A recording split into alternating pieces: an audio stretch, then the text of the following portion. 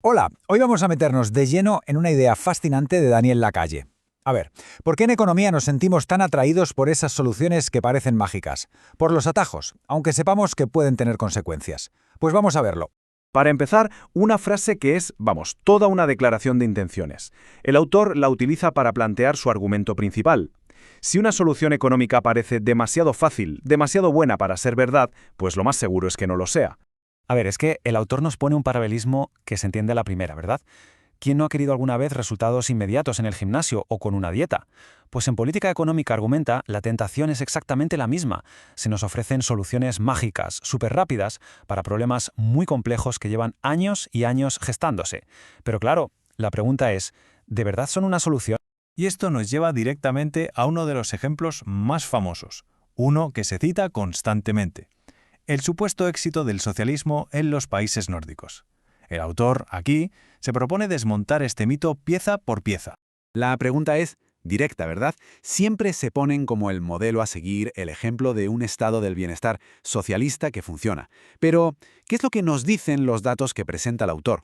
Pues si nos fijamos en los datos que recopila, surge una paradoja bastante curiosa. Lejos de ser economías cerradas y controladas, los países nórdicos están en el top 10 de libertad económica mundial. Dan un montón de facilidades para hacer negocios, tienen impuestos a las empresas por debajo de la media de la OCDE y mercados laborales súper flexibles. Es decir, todo características que en principio contradicen la imagen que tenemos de un modelo socialista tradicional. Entonces, la gran pregunta es, ¿de dónde sale la pasta para financiar ese famoso estado del bienestar? Pues esta diapositiva lo explica muy bien. El autor argumenta que el secreto no es exprimir a los ricos, como se suele pensar, sino una presión fiscal brutal sobre la clase media. En Dinamarca, por ejemplo, el tipo impositivo máximo del 60% se aplica a rentas que apenas superan 1,2 veces el ingreso medio. Ahí es nada. Así que, al final, la conclusión del autor es muy clara. La prosperidad de los países nórdicos no es un triunfo del socialismo, sino todo lo contrario. Es el resultado de haberlo dejado atrás allá por los años 90 para adoptar políticas de mercado, de flexibilidad y de apertura económica. Vale, ya hemos visto un caso. Ahora vamos a ver qué ocurre, según este análisis, cuando estas soluciones mágicas se aplican sin ese contrapeso de un mercado libre. Y para eso, el autor nos lleva de viaje a Latinoamérica. Fijaos en esta cita que rescata el autor, del año 2011. Es increíble, ¿verdad? Ilustra perfectamente el optimismo que había en torno a ese llamado socialismo del siglo XXI. Se vendía como un modelo de éxito, pero, como argumenta Lacalle, la década siguiente iba a contar una historia radicalmente distinta. En el caso de Venezuela, el autor sostiene algo muy importante. La catástrofe no empezó, ojo, con la caída del precio del petróleo. La economía, dice, ya estaba herida de muerte mucho antes, por la expropiación de más de 1.500 empresas y por un intervencionismo masivo. La primera consecuencia de este colapso fue una hiperinflación absolutamente devastadora. Para 2017, los precios se dispararon más de un 780%, destruyendo por completo el poder de compra de la gente. Y claro, esta destrucción económica se tradujo directamente en una catástrofe social. El índice de pobreza alcanzó una cifra que es casi imposible de imaginar, el 90% de la población. Para rematar la tragedia, el salario mínimo quedó pulverizado, cayendo por debajo de los $12 al mes. Se convirtió en uno de los más bajos de todo el planeta. Y ojo, que según el autor, esto no fue un caso aislado. También pone el foco en Argentina durante esa misma época, donde identifica una fórmula muy parecida. Expansión del sector público, una intervención muy fuerte en la economía y, cómo no, financiación a través de la maquinita de imprimir dinero. El resultado, argumenta, fue igualmente predecible.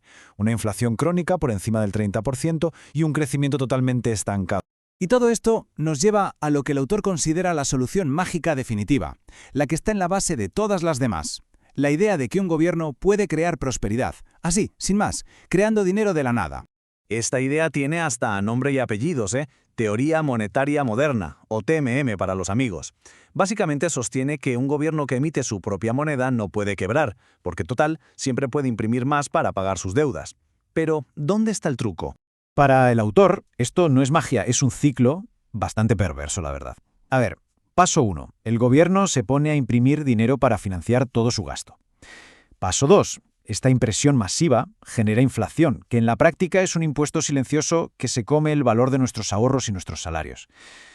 Y el paso final, según Lacalle, el mismo gobierno te propone subir los impuestos para combatir la inflación que él solito ha creado. Lo llama una expropiación por partida doble. Y aquí el autor hace una parada para aclarar algo que considera fundamental. Muchas veces se le echa la culpa de los problemas económicos al neoliberalismo o al capitalismo, pero él argumenta que lo que vemos en realidad no es un mercado libre. Lo que muchas veces se critica llamándolo neoliberalismo, dice Lacalle, es en realidad todo lo contrario, es estatismo. Un sistema donde el gobierno no para de crecer y donde ciertas grandes empresas, en lugar de competir, prosperan gracias a su cercanía al poder, consiguiendo regulaciones a medida, contratos públicos y todo tipo de subvenciones.